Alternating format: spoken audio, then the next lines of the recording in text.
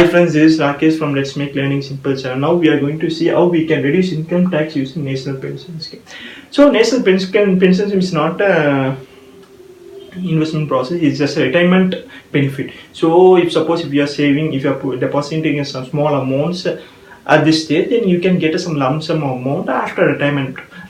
So that's the main aim of this National Pension Scheme. So this was organized by the government of India.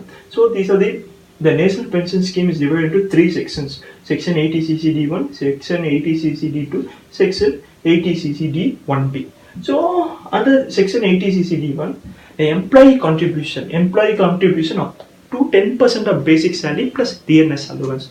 If you are paying more than 10% means, we can reduce some amount by using the Section 80CCD1. We will talk more about that in the later part of this video. For now, consider that if you are depositing more than 10% of your basic salary in DNS, then the extra amount is taxable.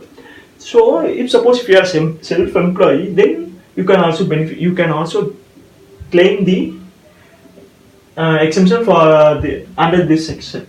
So under Section 80CCD2. So this section falls in the 80C category. So 80C plus 80CCD1. So maximum total aggregate value is 1,50,000. Up to 1,50,000 rupees you can claim the tax.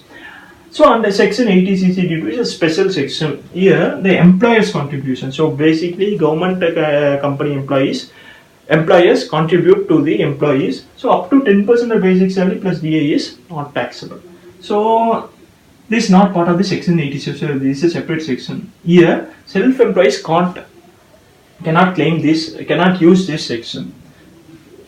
So this is another important section, Section 80CCD1B. So here recently in 2015, government announced an additional exemption up to rupees 50,000 is allowed under this section. Then we will consider use case here. If you are an employee and if you are invested in various schemes under 80C like FD, ELSS, PPF and some more thing. So the aggregate value of those saving schemes is 1 lakh rupees per year, and you are investing 1 lakh in NPS.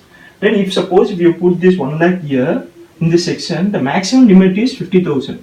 So the remaining 50,000 is taxable. So what we can do is we can split this 1 lakh into two sections, Section 80CCD1 and under Section 80C. So under Section 80C you can claim up to 1,50,000. So 1 lakh from this part and 50,000 from this part. So overall 1,50,000, here 50,000. So you can save tax for 2 lakh rupees. So the main limitation for NPS is the lump sum amount after retirement is taxable. So that's the main limitation. So thanks for watching this video. Please subscribe to my channel. Thanks.